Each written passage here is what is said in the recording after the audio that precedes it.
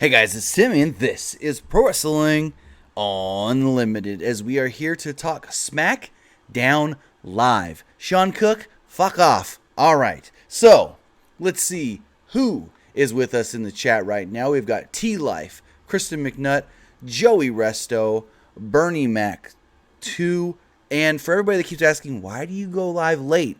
I have kids that need to go to bed. I can't have them running around in the background. Here's my question. Would you like to see my kids, or not see, but hear my kids yelling and screaming in the background while we're trying to talk SmackDown and Raw?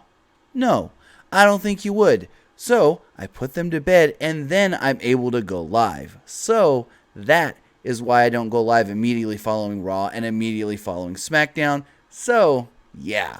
Anyways, tonight's SmackDown did take place from New Orleans, Louisiana, and it was so much better than last night's Monday Night Raw from Lafayette, Louisiana. Oh my God, were these crowds just night and day.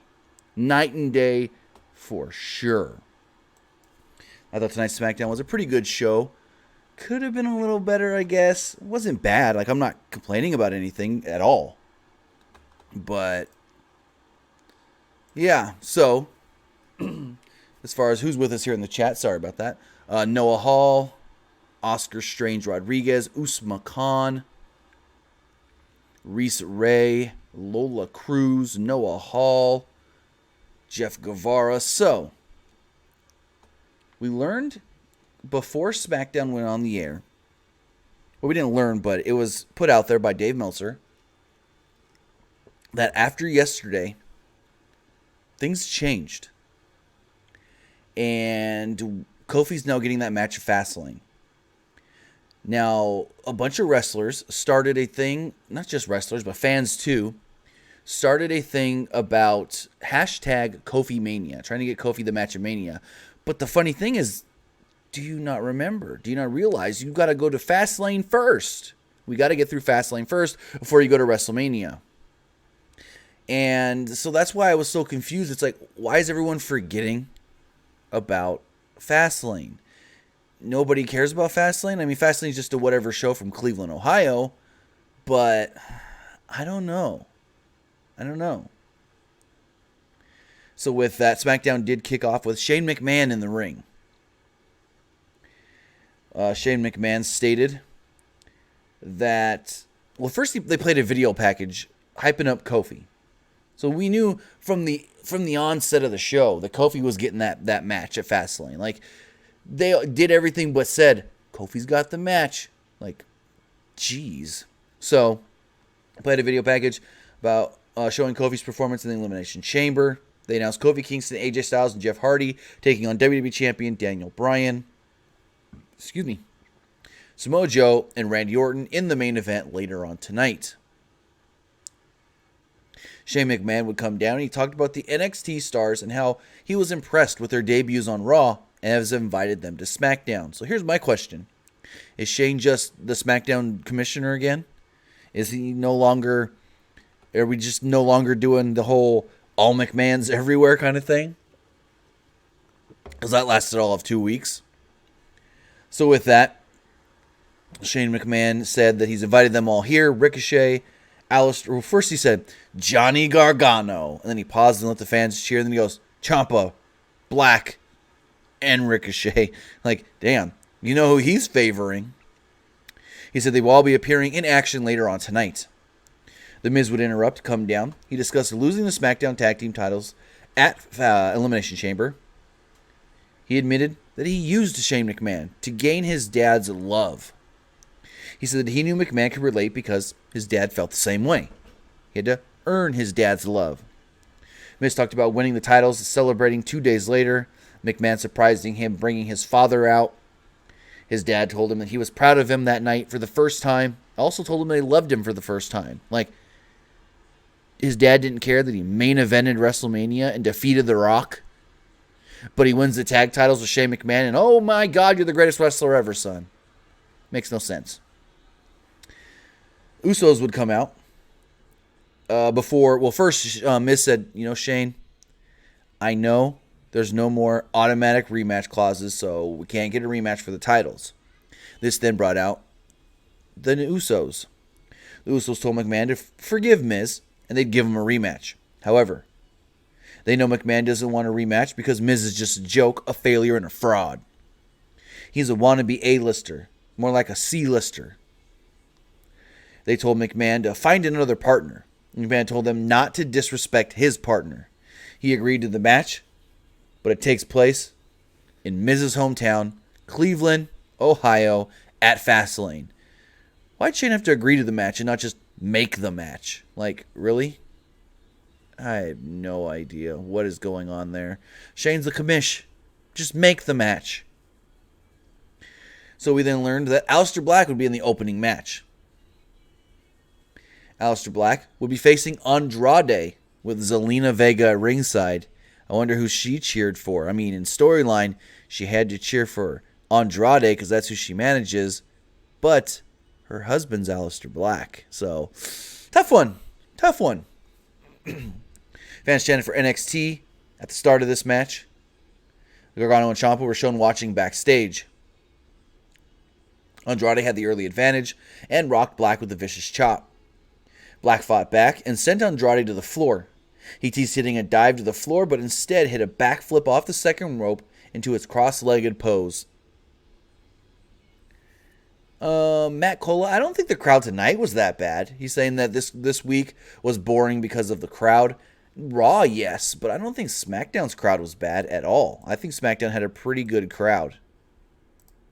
Going forward in the match, they traded shots in the middle of the ring. Black rocked Andrade with a knee. He attempted a moonsault off the middle rope, but Andrade pushed him to the floor. Black hit double knees off the middle turnbuckle and a German suplex for a near fall. Andrade fought back and hit the double knees in the corner for a 2. Andrade would attempt his hammerlock DDT, but Black reversed it and dropped him on the top turnbuckle. He then hit the Black Mass for the victory, defeating Andrade. In the back, Caleb Braxton met up with Tommaso Ciampa and Johnny Gargano. The fans broke into Johnny Wrestling chants. The bar would then interrupt. They noted that they know who Johnny and Ciampa are. Cesaro told them to go back to Raw or even NXT. Ciampa said that they're here to take over. Gargano noted that they're not here to set the bar. They're here to break the bar. The bar laughed and walked away. You know, in the 2 nights that Gargano and Ciampa have been on the main roster, they're the 2 best guys on the main roster, in my opinion. I mean, they had great matches with both the Bar and the Revival. Their promos are good.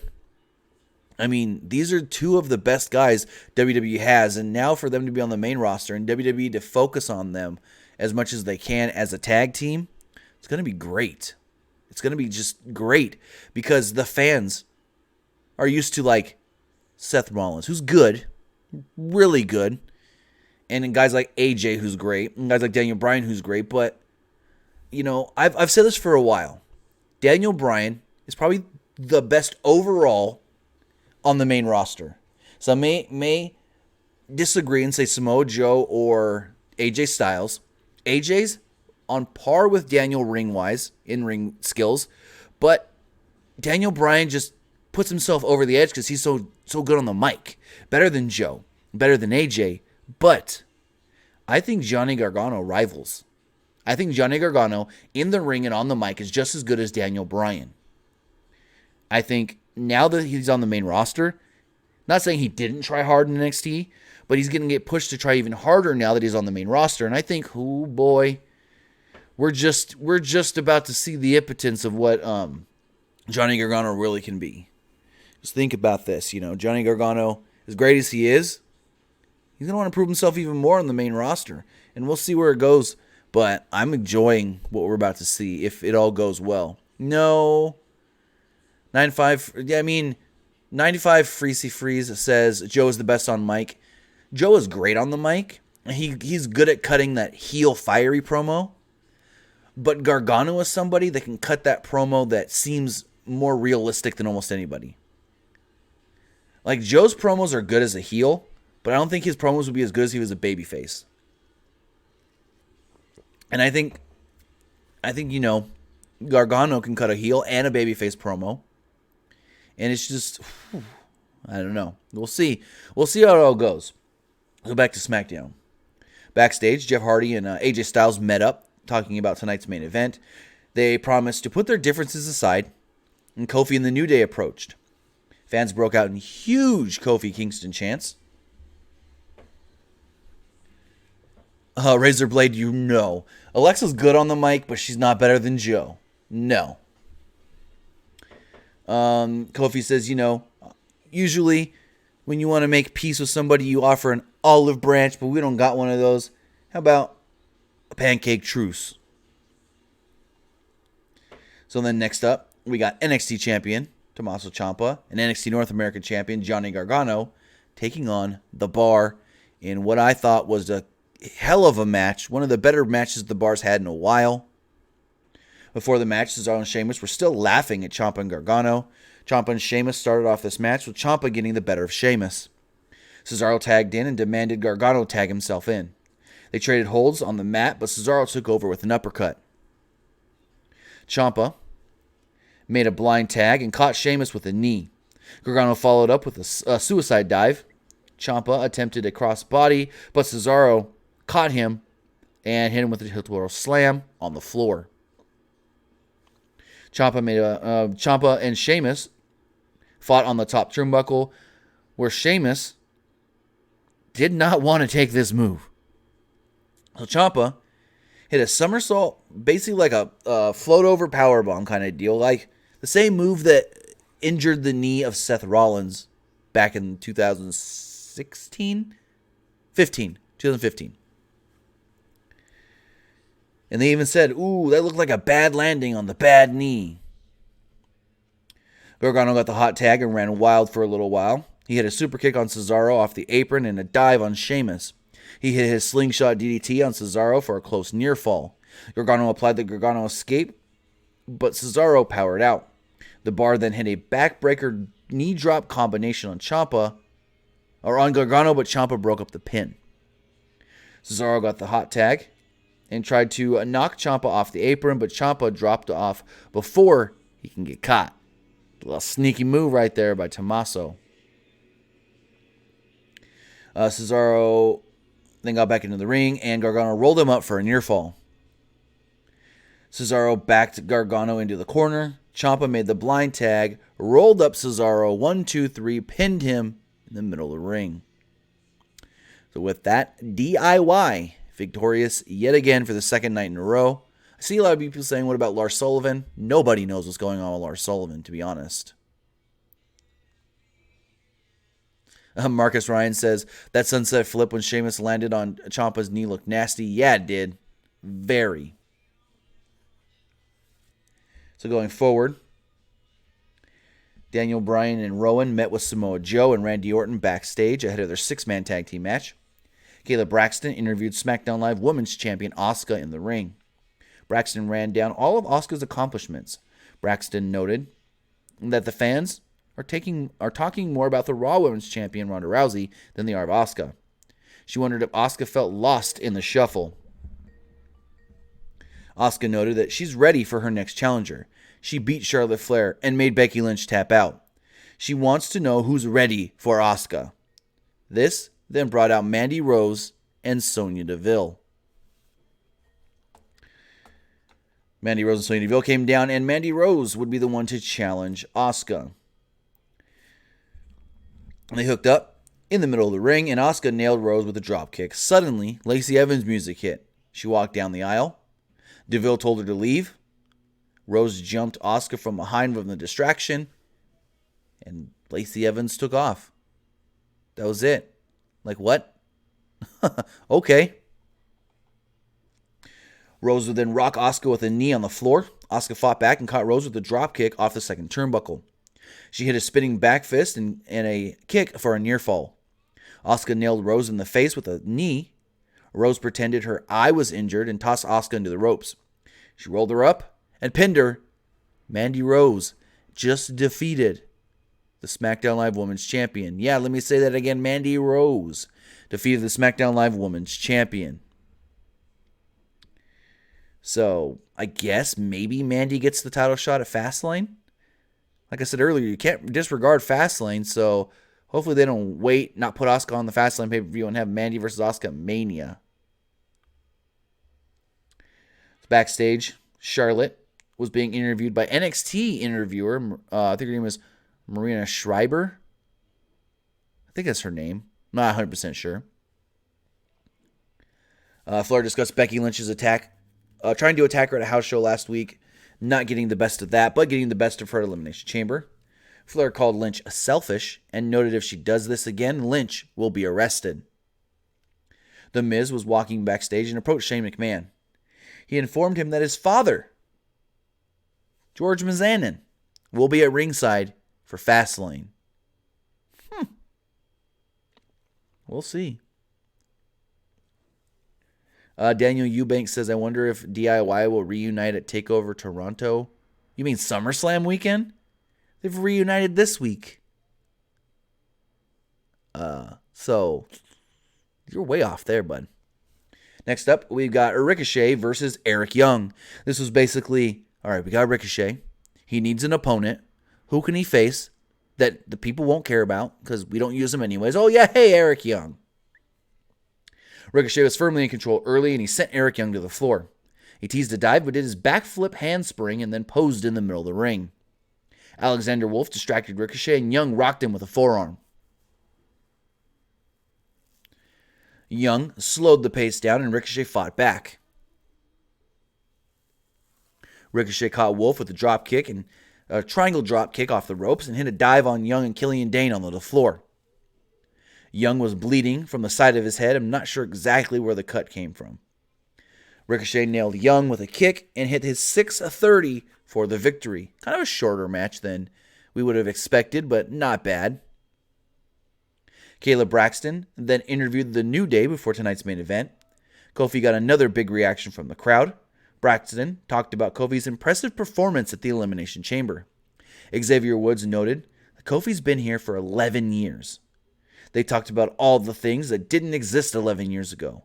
They noted that Kofi Mania has been trending all day on Twitter, which it has and still is. Big E did the New Day's entrance right there live on camera, and Kofi came out for his match. Before the match, Brian noted that the fans will need him to be the champion, even though they don't want him to be the champion. He beat all these other guys that are standing in the ring at the Elimination Chamber, hence why he's the champion. He said that he survived because he serves a higher purpose to enlighten and to educate. He said he's going to educate the fans and whoever his opponent is at Fastlane. Instead of saying who it is, he's going to say who it's not. It's not any of the guys standing in the ring because he beat all of them on Sunday. So he thought. Brian teased, starting the match with Kofi, but then tagged out to Joe. The heels took over by isolating Jeff Hardy in their corner. Brian tagged in once Hardy was down. He rocked him with kicks and a near fall. Kingston got in and nailed Orton with a drop kick and then hit the boom drop. He sent Brian and Orton to the floor. Kingston climbed to the top rope, but Brian pushed him off. Orton then gave Kingston a back suplex on the announce table. The heels would then isolate Kingston on their side of the ring. Orton gave Kingston a second suplex on the announce table. Orton missed a charge into the corner, and Styles got a tag. He ran wild for a little while over the heels, and Styles locked in the calf crusher on Brian, but Joe broke it up. Brian was able to lock on the LeBell Lock on Styles, though. Kingston got the hot tag after AJ finally got out of the LeBell Lock and ran wild. Brian backdropped Kofi to the floor, but he landed on the other guy, so saved him. Kingston nailed the dropkick on Brian and followed up with a dive to the floor on Brian and Rowan. The finish then came when Kofi hit the Trouble in Paradise on Daniel Bryan and pinned him in the middle of the ring for the second week in a row. It's the second time in one whole entire week, 7 days, that Daniel Bryan has been pinned by Kofi Kingston. After the match, Shane McMahon would come out and say, we need an opponent for Daniel Bryan at Fastlane. And that opponent is going to be Kofi Kingston. The fans broke into a Kofi chant before it was announced. Kofi and the New Day then stood tall celebrating in the middle of the ring. I don't think Kofi wins the title at Fastlane, but this is huge for Kofi to be getting this kind of an opportunity based off of how he got it. We know that, Mustafa Ali was supposed to be in the Elimination Chamber, in the gauntlet match. He suffered a concussion. He got hurt. He got pulled. Kofi got put in the spot, and Kofi took advantage. Luke Might with a $4.99 super chat donation says, who do you think will face Asuka in Mania if she retains the SmackDown Women's title at Fastlane? Now, here's the thing. We don't know if this match with Mandy is going to be a Fastlane or if they wait and do it at Mania. I assume it's going to be a Fastlane, but it's tough. It's tough. We'll see. I don't like the way they've used Asuka so far. Asuka just seemed like a transitional champion, just a somebody to get the title off of Becky. And it was like, well, we need to get the title off of Becky, but we have no idea or no other plans. So, yeah. And I feel like that's what's happened.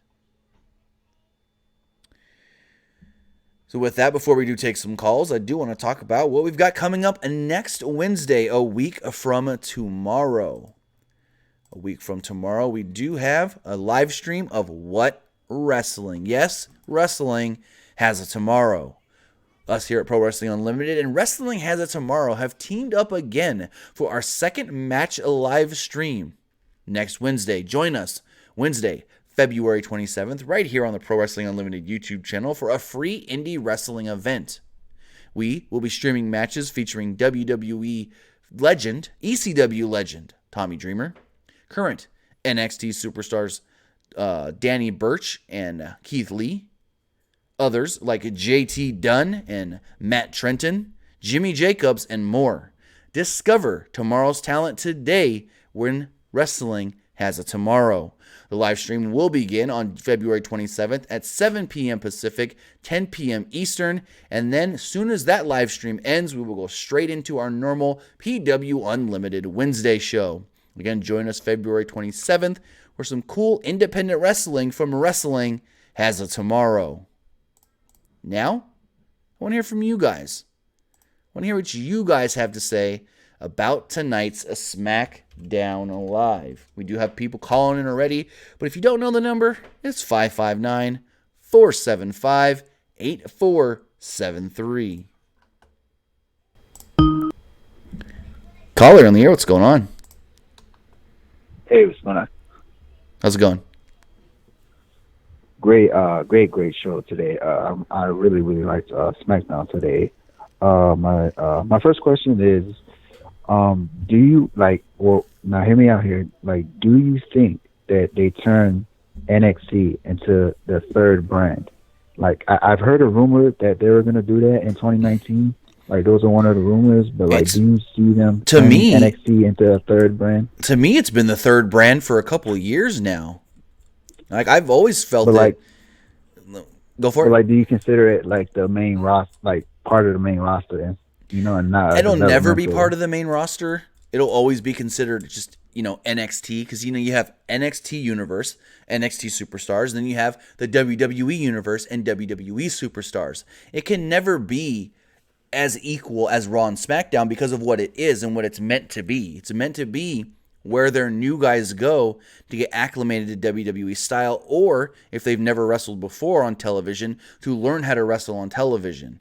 That's what NXT is really for. There's just, if you really look at it, there's two versions of NXT. There's NXT as far as the main guys who go and travel around the country, sometimes even the world on tour. And then you have the NXT newbies who only do the live shows in Florida that are getting acclimated.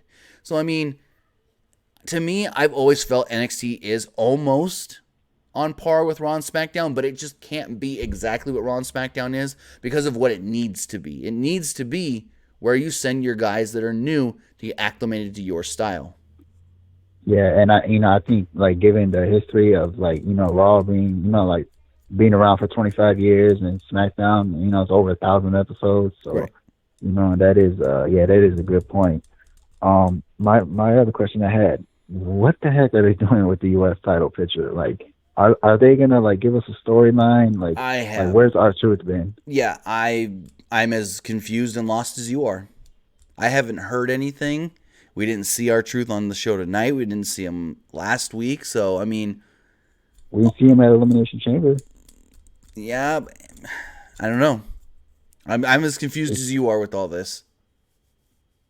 Yeah, I mean, man, it's really frustrating. I think they need to put that title back on Rusev, because Rusev, he really made it like kind of like prestige, you know, like when he first came in and he was like, you know, with the whole Russian, you know, thing, Right. he really made that U.S. title like, you know, like really mean something. Yeah, for sure.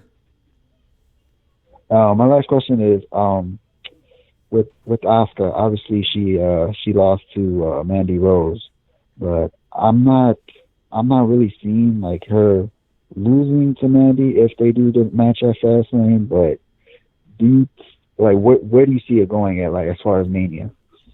You know, that's the tough one. I don't know where they can go for Mania. It seems like Fastlane is going to be Mandy Rose, but as far as where they go for Mania, that's a tough one. I mean, if you want just a good athletic match, go Naomi. But I don't even know if Yeah, you that's want. I don't know if you want to go that route. If they want to, it's like they're gonna push. Now, you probably don't want to hear this. They're gonna push Mandy, but as late as yesterday, Monday, Lacey Evans' name was on a short list to face Asuka at Mania. I think that will be a good match. As much as a lot of people don't like it, I think that will be a good match, because it's something new, and it's something we haven't seen. And Lacey Evans, she is a pretty good in-ring competitor. Not But really. I mean, did you see how lost she got in the Royal Rumble? I mean, I really wasn't paying attention to that. I was, Yeah, she didn't look that good in the Royal Rumble. She kind of got a little confused and a little lost in that match. like why does she keep walking out? What's up? Like what's They going just want us on to with that? remember her. They don't want us to forget her. They feel like if they spotlight. Here's my theory on it. I don't know this for a fact, but my whole thought is if she just comes out, the cameras are right on her. She's getting all the spotlight at the moment. People are going to think she's something special. And they think she's something special because she's tall and she's blonde and she's pretty. Wow, that's pretty good excuse if they're going for it. Right? Kofi, any chance that he wins the title? I No. know Daniel Bryan is really, like, they're really digging his character, but maybe not at Fastlane, but possibly at Mania. Maybe, can you see it? No, because there's no reason for them to do the match at Fastlane to just do it again at Mania. If they were to give Kofi another shot at Mania, it would mean the Fastlane match didn't matter unless there's some kind of storyline that does get that to happen. But I really just don't think that Kofi's getting that Mania match. Mm. Yeah, that's a tough one. But have a good night. All right, have a great night. Thanks for the call. All right, if anybody else does want to call in, 559-475-8473, 559-475-8473. Hey, live chat, let's be nice to the callers. You wouldn't want someone talking crap on you if you were a caller. So with that, let's read some of the questions you've got in the chat. Joker Jack says, I can see them pushing Mandy as the next Trish once she's got some experience. I mean, Mandy has improved greatly since she first came to us during Tough Enough. That's without a doubt. I don't know if she can be the next Trish. Trish has worked her ass off to be the first Trish. But let's take another call. Caller, you're on the air. What's going on? Hey, man, what's going on? Not much. What's going on? Not much. Just wanted to talk about two things. Okay. One of them is that this SmackDown show was far better than Raw for the NXT guys, because my biggest qualm was why, like, they had Elimination Chamber in Houston. Houston had NXT TakeOver, and that was War Games. We know who Ricochet, Tommaso, Alister, and Johnny are. Why didn't you have Raw and SmackDown in the same city? I know we got to move on, but it would have made more sense, and it would have gave them a better reaction. Now, here's the thing. You're saying why wasn't Raw also in New Orleans? Is that what you're asking? No, Raw wasn't Raw also in Houston because remember they had Chamber in Houston, Right, because so why don't you keep? because they only do because here's the thing, they can only do that. They only do it for the major pay-per-views for Royal Rumble, WrestleMania, Survivor Series, SummerSlam, Money in the Bank.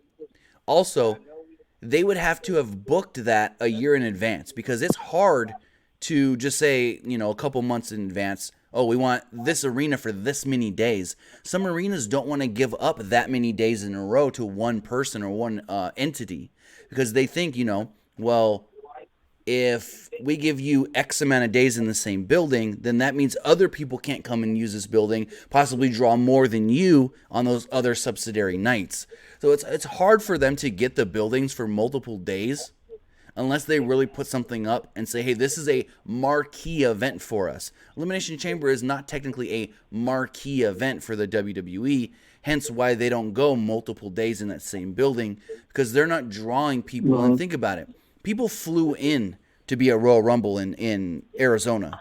So those people that flew in could have said, okay, well, I'm going to get my money's worth and I'm going to stay an extra day or two and go to Raw and SmackDown. I'm going to go to NXT the night before. That's really what it all caters down to is people are going to fly in for the Elimination Chamber and stay in town. Well, the thing about it is, I get what you're saying, but I live in Houston. I'm from here personally in the Greater Houston area. I live here. I looked at what was going to go on in Toyota Center because they have certain things scheduled on their website. Right. Nothing was going to happen on Monday or Tuesday. So and I feel. Go ahead. I mean, what I'm just saying is it's not that the building was booked, why they didn't do it. It's that they only do it for their big events where they know they're going to draw. Elimination Chamber sometimes doesn't draw. Yes, it's the Elimination Chamber, but it's just a whatever match now. It's not like it was when it first came in to where it was unpredictable and could have been any time of the year. We know what's going to happen. We know that, in the past couple of years, usually nothing big happens at Elimination Chamber. And so it's not a tentpole big event for the WWE, so they're not going to build a whole weekend around it. Yeah, my thing about that is, there's certain cities that WWE goes to that they know they're going to draw big. Houston's one of them. I mean, we are one of the cities that have almost half or more of the big four pay-per-views. We've had a Rumble. We're about to have another Royal Rumble 2020. We've had 2 WrestleManias, 2 of the best ones of all time. And then we also had Survivor Series, which was one of the best ones where Sting came out. Mm-hmm. So this city loves WWE. My thing is, when you have Alister, Ricochet, Johnny, and Tommaso, you want to look out for them, you want to get the best reaction. Why not give it to a city that knows those people? Here's the Lafayette is small. Nobody knew that Lafayette was going to react the way they did. Nobody had any kind of inkling that anyone did. No, you did not. No, you did not. Nobody knew that crowd was going to act as dead as they did. There was no way to know that. Well, the thing about it is, if you go certain places, I can tell you personally, the 2 smallest places in Louisiana are Lafayette and Natchitoches.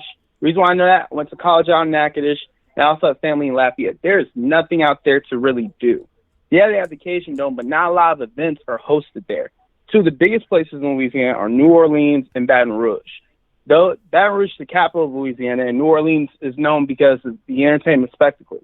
That's why I say, why would you take them to a small place where in Louisiana they're not going to know a dang thing? They don't even see enough WWE live events, let alone a Raw or SmackDown, and know who these superstars are, than a city that has the Raws, has the SmackDowns, has the pay-per-views, and also knows about the product.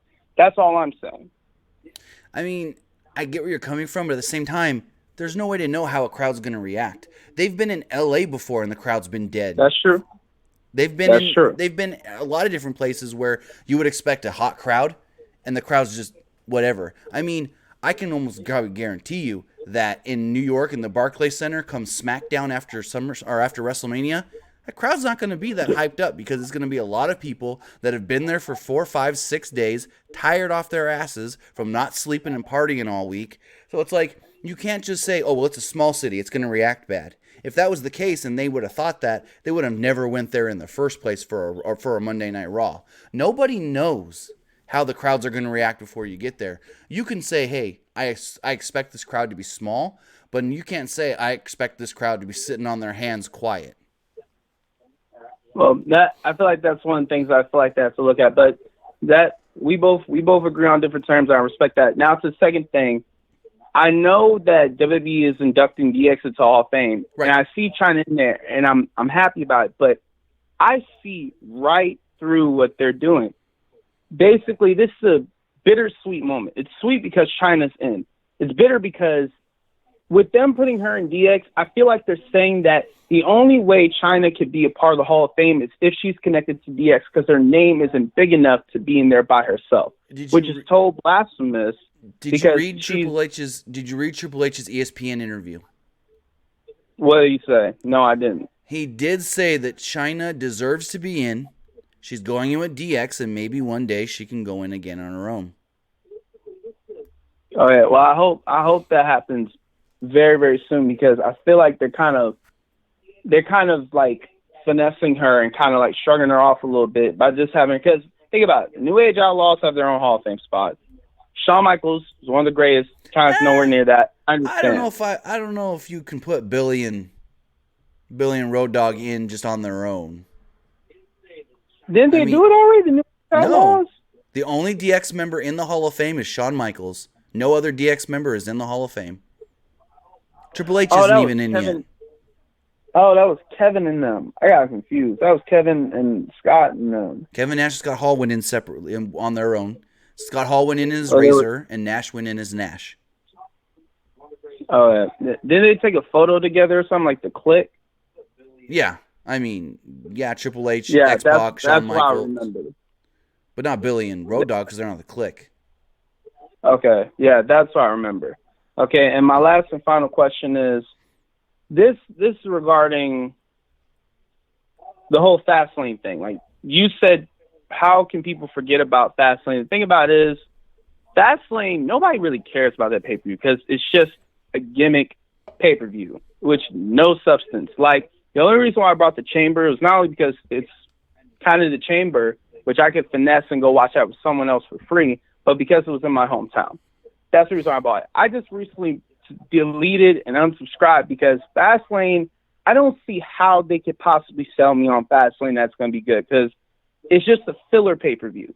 Then I will rebuy for Mania. But, yeah, the reason why people forget about Fastlane is because it don't really do nothing serious for, like, WrestleMania. Like, when was the last time a Fastlane had major implications on Mania to the point where it actually changed the big thing? Last year's Fastlane, they had a multi-man match to determine the WWE Championship #1 contender for WrestleMania. They did? Yes. Well, that's one in what? How many Fastlanes have they had? I mean, they've also done Fastlane where it was Brock Lesnar versus Roman Reigns versus Dean Ambrose with the winner going on to WWE WrestleMania to challenge for the championship. They've done that multiple times. Well, for me, it's not like we already know as fans where they're going to go, and nothing truly really changes that's going to blow our mind. That's why I'm not really focused on Fastlane, and that's why it's so forgetful. True. All right, man. Well, thank you for your time, man. That's all I got to say. I want to say thanks for the call and have a great night. All right, man. Stay peaceful. All right, so with that, just reading some of the things in the chat, I see a lot of people in the chat for some reason keep saying Melina Hall of Fame, Melina Hall of Fame, Melina Hall of Fame. Where's this coming from? I'm live, so I'm not really seeing anything else other than, us here live. Did something just come out by somebody saying that Melina's going into the Hall of Fame? Because I have not seen that. Is this like I don't know, let me know in the live chat. Because I keep seeing a lot of people in the live chat say Melina Hall of Fame, Melina Hall of Fame. But I don't know. Let's take another call. Caller, you're on the air. What's going on? Can you hear me okay? Yes. Okay. Do you think Ciampa and Gargano will probably be the tag champions if they get called up? I mean, there's a very, very good chance. I mean, they beat the Raw Tag Team Champions on Monday. And I think there's a good chance. And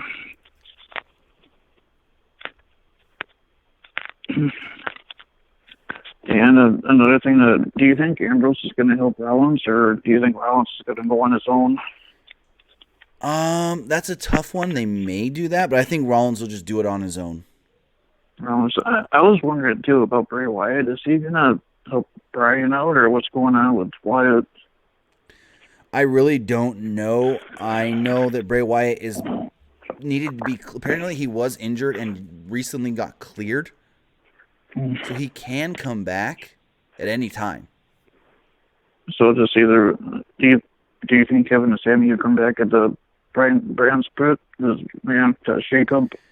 Sammy, maybe they'll wait that long, but Owens, right now, from last I heard, could be back before Mania. Yeah, because he's been doing his promos and he'll be back within a month. Okay, thanks. I just wanted to know that. So, right. Thanks for the call. Have a great night. All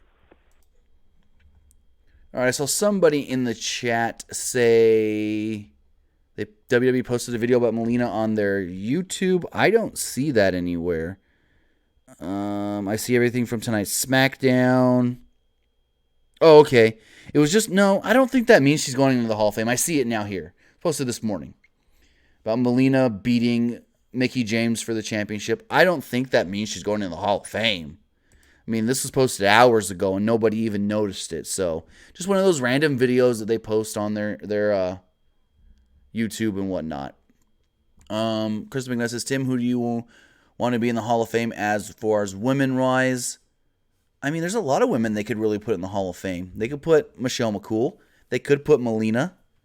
They could put, eventually Mickey's going to go in. Mickey's an active member of the roster right now, so she's not going in anytime soon. But there's a lot of women that can go in.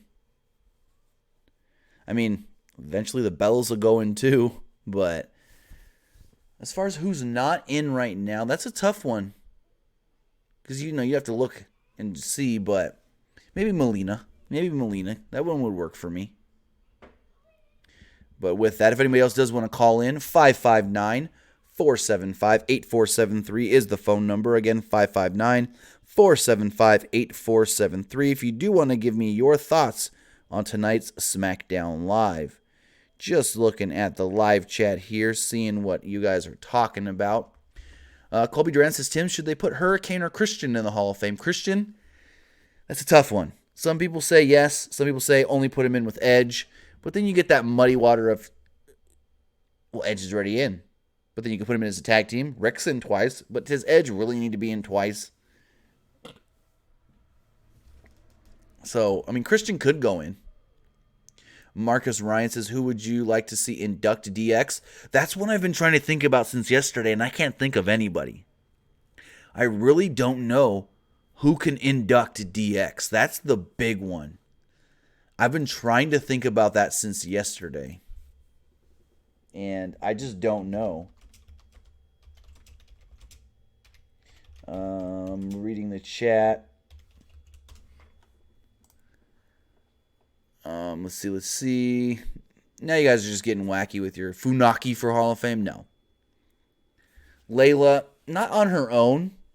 And maybe not even as Lay Cool. Michelle McCool, yes. Layla, I don't think so. Joker Jack, Bailey and Sasha induct the Jumping Bomb Angels. They'd be cool to go in, but most people don't know who they are because they were around for such short of a time.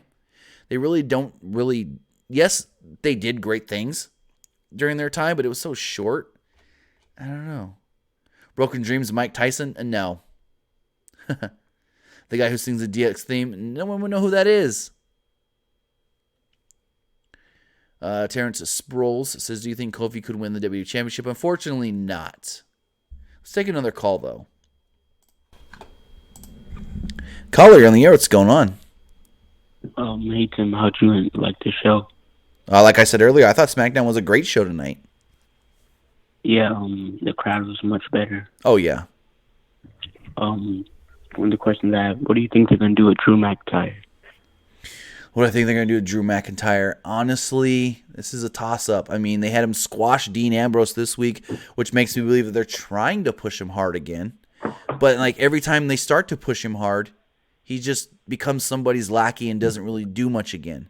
So I don't have much faith right now in what they're doing with Drew McIntyre. Hopefully he can get a good big match for WrestleMania.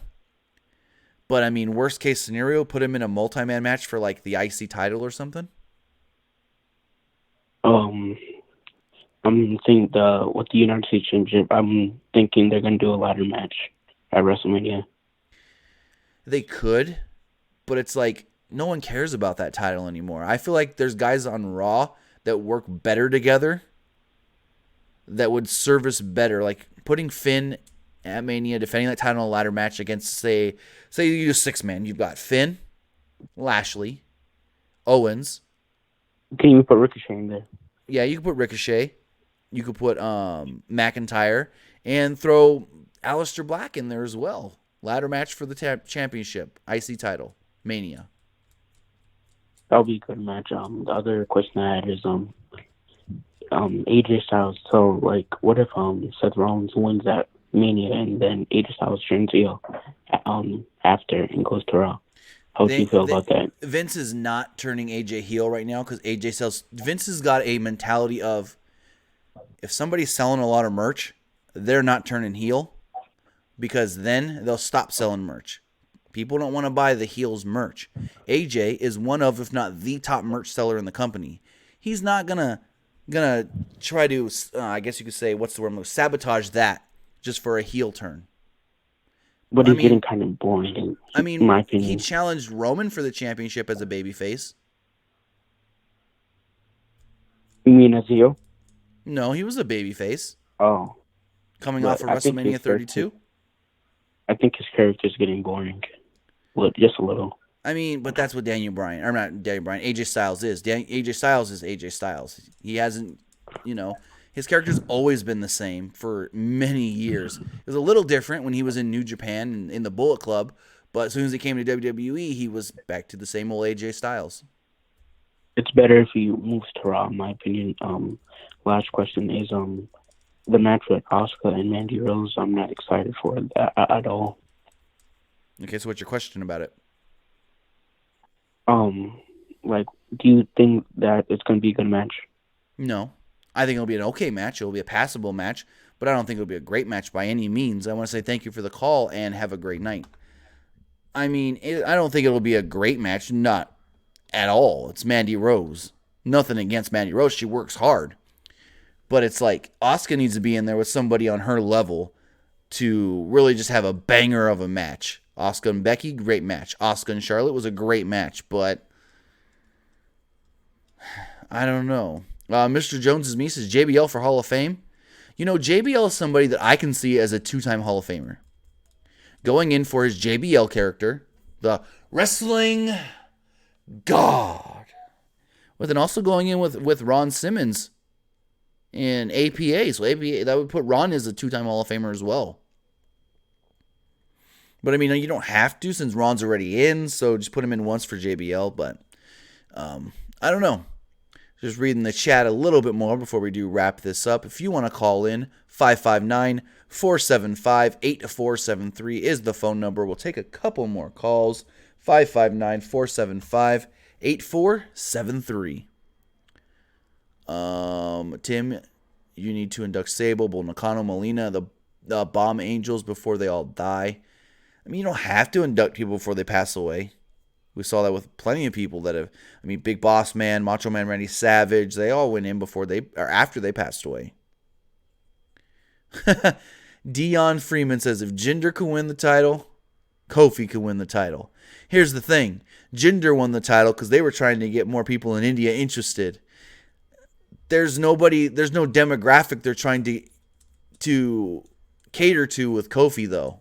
That's the thing that kind of debunks your theory there. They were actually trying to cater to a demographic with the Jinder Mahal thing. But let's take this call here. Caller, you're on the air. What's going on?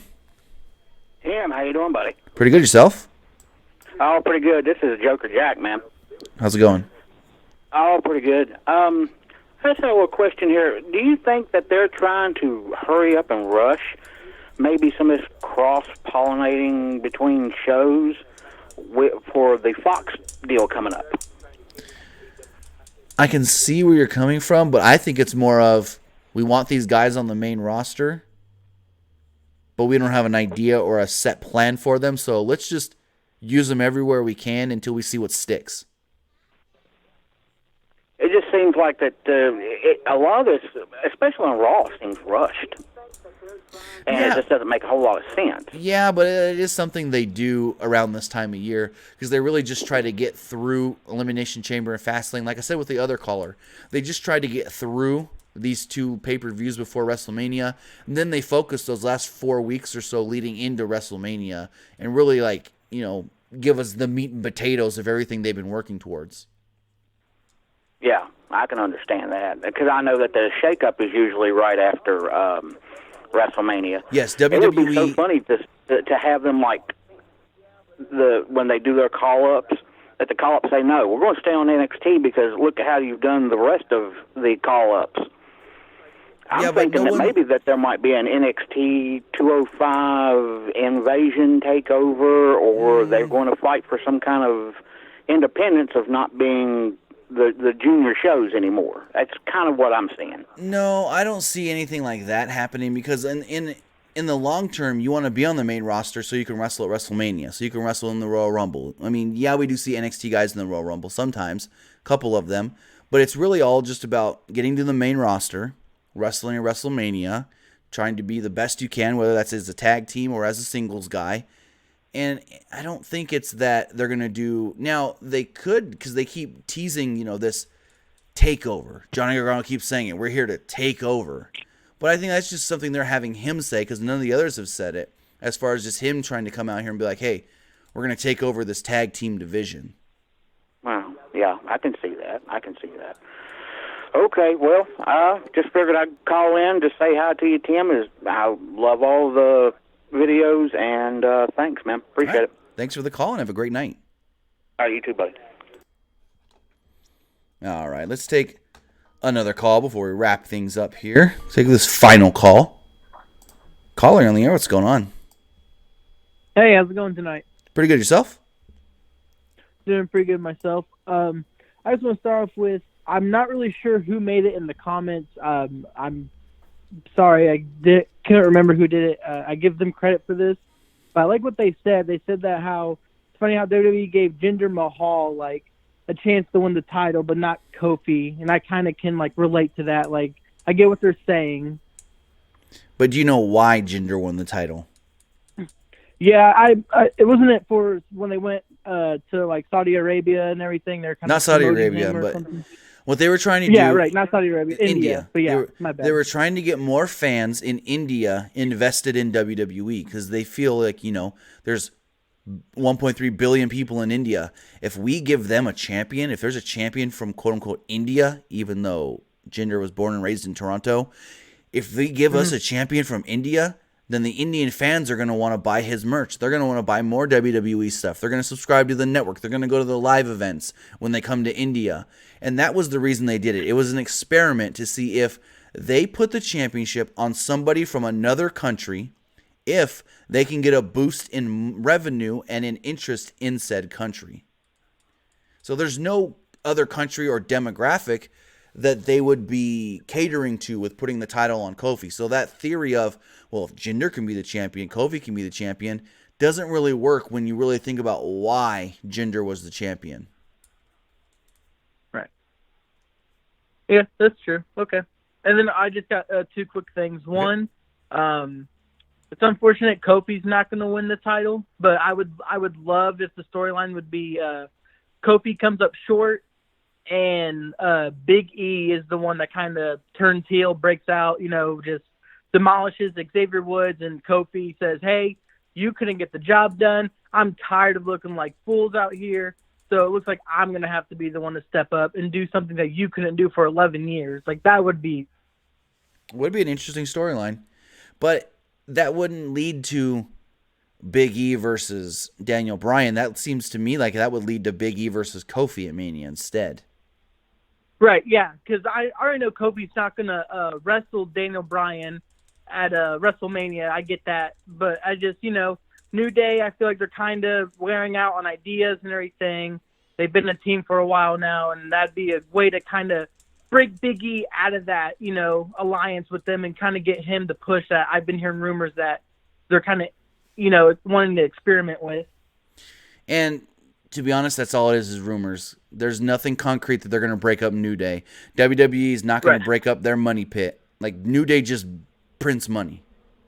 Like, they come out with a New Day shirt, that thing's sold out quick. Like, the New Day merch prints them money. Oh, for sure, definitely, I agree.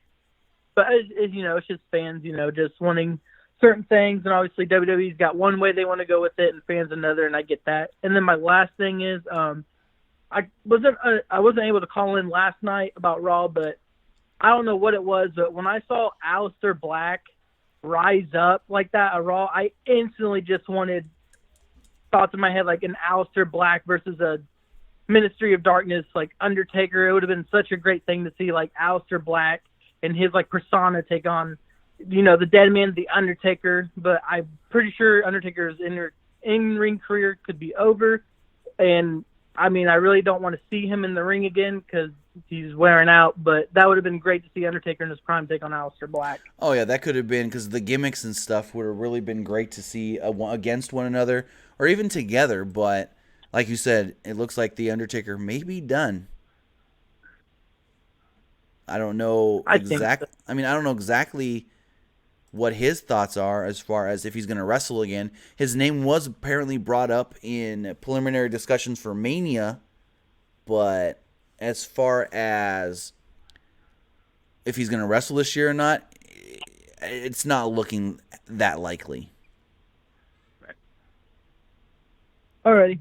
And then last question would be, who do you think's going to take on Daniel Bryan for the WWE title? So I want to say thank you for the call with that one. As far as who I think can challenge Bryan for the championship at WrestleMania, it's a tough one because it's like, oh man, there's so many ways they can go with this. I mean, they can always have somebody like a Kevin Owens return on SmackDown and challenge Daniel Bryan. Here's the thing. Daniel Bryan's all about eating healthy, saving the earth, not polluting the air and all of this. And what have we seen in these Kevin Owens vignettes? Him out at the movies getting popcorn. Him goofing around at the bowling alley. Him eating pizza before the Elimination Chamber. So maybe he's got this carefree, everyday guy new gimmick where it's like, oh yeah, I'm just like the everyman. And then Daniel Bryan's like, I want to change you. You need to think like I think. You wanted this, you wanted that. And Owens doesn't believe it. No one doesn't agree to it. No one doesn't... What can I say? Owens doesn't abide by what Bryan says, and that can be the match. Maybe we get Kevin Owens versus Daniel Bryan at WrestleMania. Just spitballing an idea there. Just spitballing an idea. But with that, I do want to say thank you guys for joining me here in this live chat, talking tonight's Smackdown Live on February 19th, 2019. Again, you can follow us right here on Pro Wrestling Unlimited's YouTube channel. You can follow us on Facebook, facebook.com/Facebook Pro Wrestling ULTD. Follow us on Twitter at PW Unlimited. Follow us over there on our website, pwunlimited.net. And if you're looking for some more wrestling news, or if you're looking for some more combat sports news, you don't want just wrestling? Head over to Fightful. Head over to Fightful.com and check out their news on MMA and boxing as well. They also have a pretty cool MMA and boxing YouTube channel where on Tuesdays they do a exclusive MMA and boxing podcast. So check those guys out if you want more, not just pro wrestling, but MMA and boxing news as well. We'll be live again tomorrow night for the PW Unlimited Wednesday show, talking everything that went down this past week in professional wrestling. Have a good night, guys.